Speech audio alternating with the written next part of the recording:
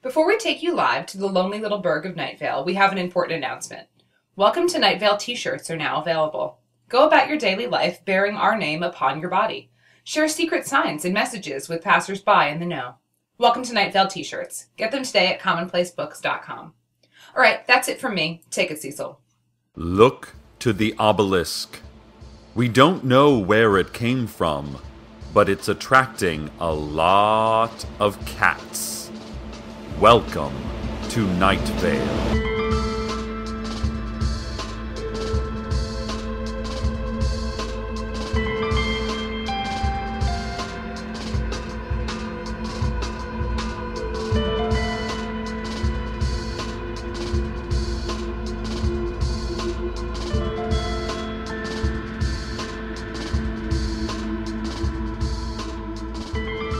Happy New Year, Найт-Вейл! Last night's fireworks extravaganza at the Найт-Вейл Harbor and Waterfront Recreation Area was beautiful. This is despite the fact that the Найт-Вейл Harbor and Waterfront Recreation Area never really existed, and was in no way a multi-million-dollar failure of municipal planning. And just because the only things remaining on the premises are several large piles of rubble and a red sign reading, "Nothing is here, nothing was ever here," does not mean that they failed to correctly use tax dollars to build a harbor, a waterfront, or a recreation area. Anyway, the fireworks over the city-made sign were lovely. Happy 2013! Ladies and gentlemen, surely you have noticed there's a man in a tan jacket. Countless residents have seen him, but no one can seem to remember exactly what he looks like. Just that he has a tan jacket and a deerskin suitcase. And he has been spotted all over town. But no one can quite recall specifically where they saw him or what time of day it was, just that they saw him. Frances Donaldson, the tall woman with the green eyes who manages the antiques mall, thinks maybe the man in the tan jacket is simply a shared dream. But I know I saw him, Найт-Вейл. I know what I saw. This man couldn't possibly be a dream. He was so vivid. His eyes were... well, his nose and his chin. Oh, I can just see. I just can't remember. The man was clear as day. He had a tan jacket and a deerskin suitcase. He can't be a dream, can he? Please, call in, listeners, and let us know if you can remember anything else. This Monday through Friday is the annual Найт-Вейл Career Fair at the Downtown Convention Center. There will be dozens of booths representing phony local businesses that will take your resumes and photos via hidden surveillance cameras and conduct sample interviews designed to badger you into implicating yourself in nefarious activities. First-generation Найт-Вейл residents, particularly those whose parents were originally born in Maine, Massachusetts, Canada, Micronesia, and Suriname, are strongly encouraged to attend. This year's keynote speaker is an audio tape of droning moans leaden with subliminal tips about achieving personal prosperity and how to come clean about the terrible things you have done, you cretin. Last year's fair featured several very high-profile arrests and exciting door prizes. Tickets are $25, or $15 if you still have working retinas to scan. Over the weekend, Teddy Williams, owner of the Desert Flower Bowling Alley and Arcade Fun Complex, sent us some security camera footage of what he believes to be the first ever glimpse of citizens of the underground city deep below Lane 5. Early Saturday morning, Fun Complex cameras picked up blurry motion near the soda machine. The footage is quite fuzzy and difficult to discern. Perhaps it is merely rats or raccoons digging through an uncovered supply of junk food. But it is, of course, much more likely that a lost nation of people living in the bowels of a small town bowling alley are finally revealing themselves, taking our food supplies, and preparing for war. Teddy told us that he believes this city to be thousands strong and ready to move into Найт-Вейл, ready to take arms against the upper world, as they probably call us.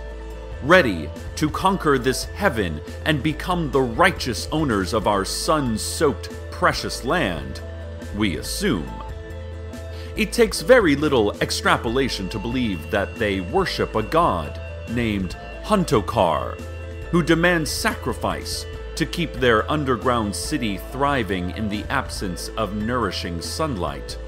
And a fair assumption is that they are ruled by a child king, recently coronated, who is too weak to rein back the generals intent on marching upon us in war.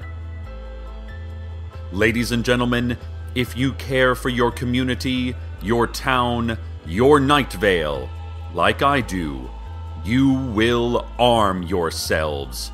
You will rally your neighbors to militia. You will point fingers at those who do not wish to fight and have them rounded up into pens. This is no time for the weak.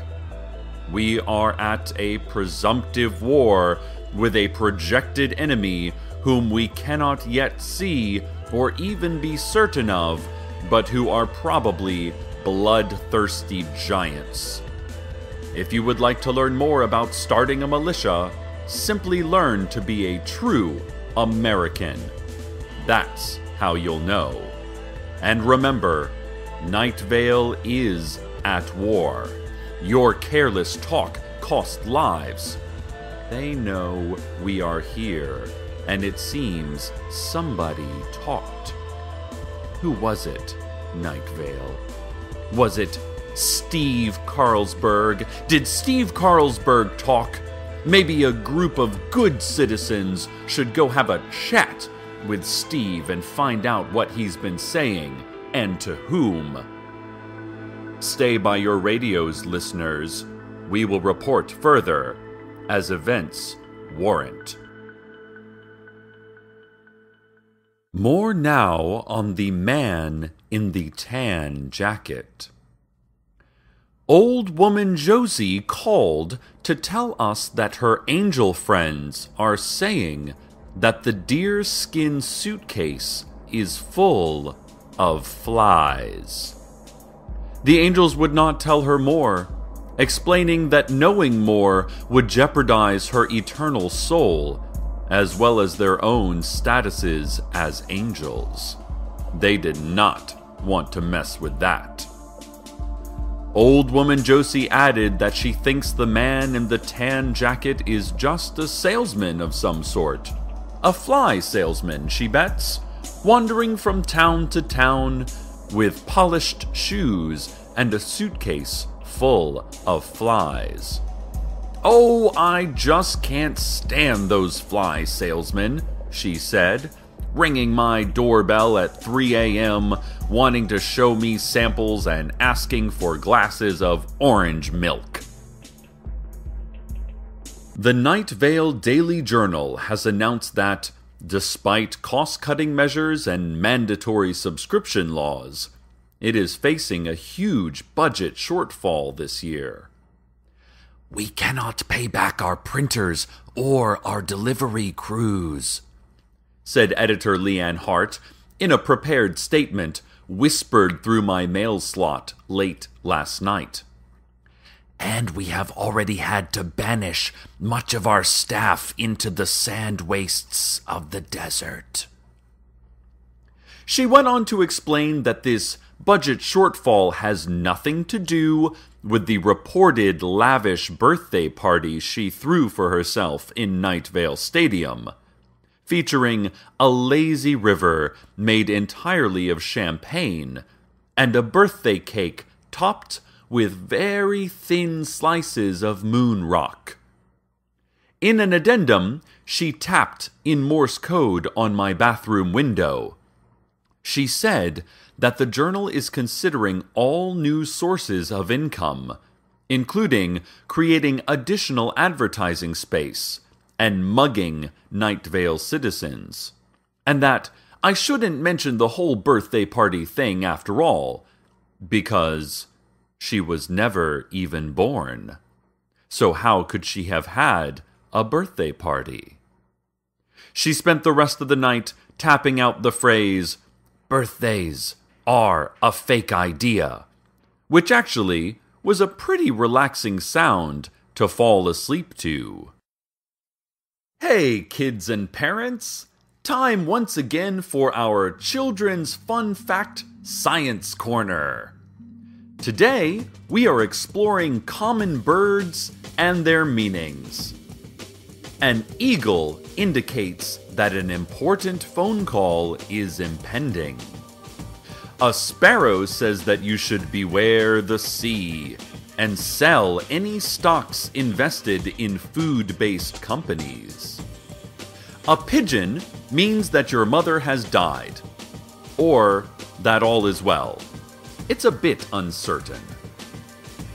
A hummingbird tells us that the physical constants of the universe are slowly degrading and may someday shift, invalidating the laws of physics and instantly wiping out the universe as we know it while simultaneously creating an entirely new universe in a single transcendent moment of genocide and genesis. As for hawks, well, no one knows what hawks mean, or if they are real. Have you ever even seen a hawk? Of course not. No one has. This has been our Children's Fun Fact Science Corner. And now a word from our sponsors. Today's program has been sponsored by the physical act of gulping. For thousands of years, gulping has been there for human beings when they needed an expressive gesture of the throat. Whether you want to indicate nervousness about an upcoming test or appointment, fear of the faceless old woman who lives secretly in your home, or just want to ingest milk faster than with regular swallowing, gulping is the way to go. Forget sweating, never mind shivering, sneezing, ugh. When you think physical actions, think gulping. Gulp now and receive a complimentary prize package, which will be conveniently buried in an unmarked spot somewhere in the scrublands. Find it, and it's yours. Gulp. This just in. The Sheriff's Secret Police has just issued an important request related to our earlier story. They ask that all Найт-Вейл citizens be on the lookout for a man in a tan jacket, carrying a deerskin suitcase. He is about 5 or 6 foot something, probably with hair and normal human features. He was last seen early this morning on the unlit, gravel-paved stretch of Oak Trail, near Larry Leroy's house, out on the edge of town. The man in the tan jacket was reportedly seen in the moonless black, standing next to a refrigerator engulfed in flames. He was smoking a cigarette. Witnesses claimed he stared at them as they slowly drove by on the darkened country road, but despite the prolonged eye contact, the witnesses still could not describe his face to police. 2 days prior, the man in the tan jacket was seen standing in a park.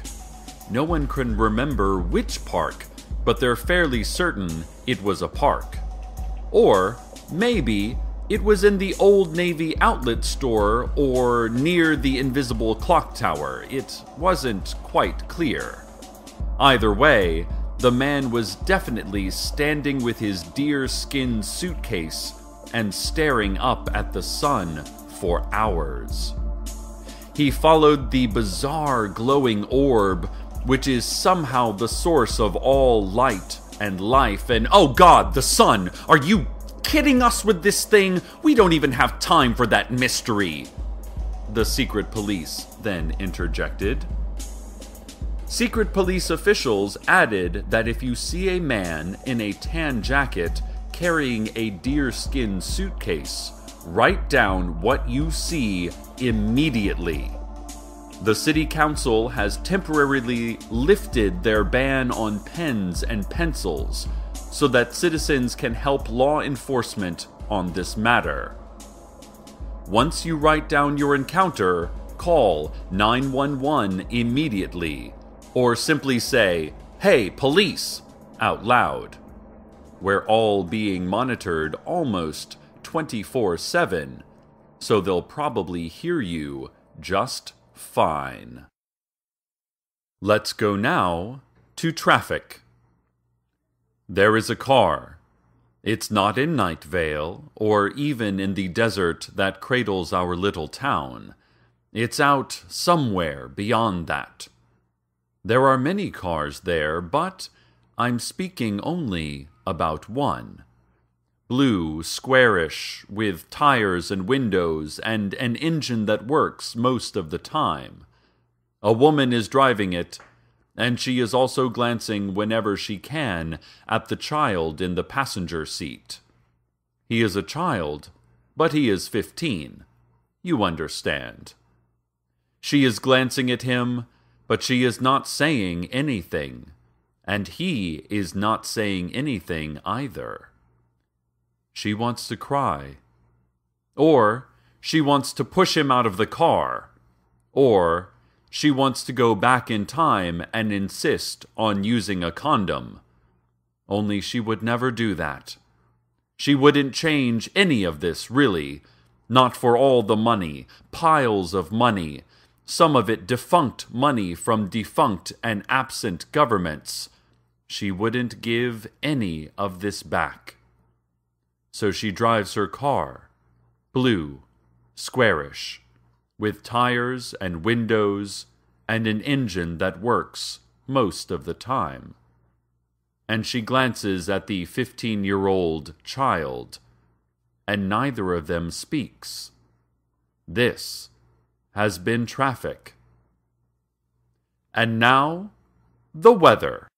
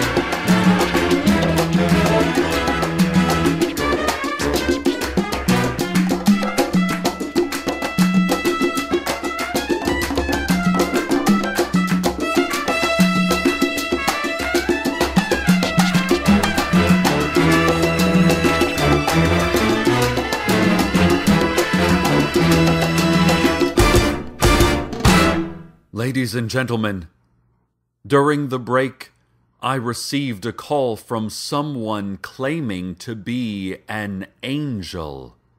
Now, I don't know if this was a prank or not, as no one has ever actually proven that they've talked to an angel. Even old woman Josie's word is just that, her word. But listeners, I think this had to have been an angel because my face became hot, and the voice filled every part of my body, and tears were flowing down my face the instant I touched the phone receiver, and the whole room was lit up in, well, how can I describe this? A bright black beam illuminating every atomic detail. And the angel, if that is indeed who called, the angel said that the man in the tan jacket with the deer-skin suitcase was from a place underneath the earth, underneath our knowledge, a vast world right below our feet.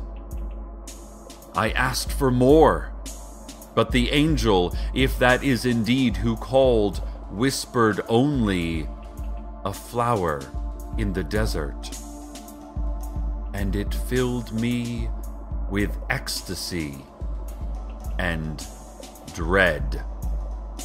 Then the call ended, and the black ray of truth was gone, and I was breathless and alone. And, dear listeners, the silence. Well, it was unlike any silence you have ever not heard. So our mystery man remains unfound, and I'm still not sure why an angel would have to use a telephone.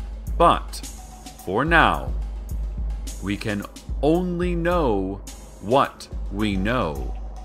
And that is that we don't know. Thank you again for listening, listeners. I look forward to another fine year, a new year, well spent with all of you out there. Stay tuned next for 2 commercial-free hours of E Sharp. Good night, Найт-Вейл. Be alert and write down everything you cannot comprehend. Until next time.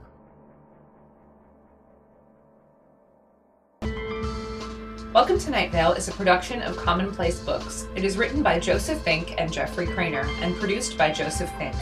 The voice of Найт-Вейл is Cecil Baldwin. Original music by Disparition.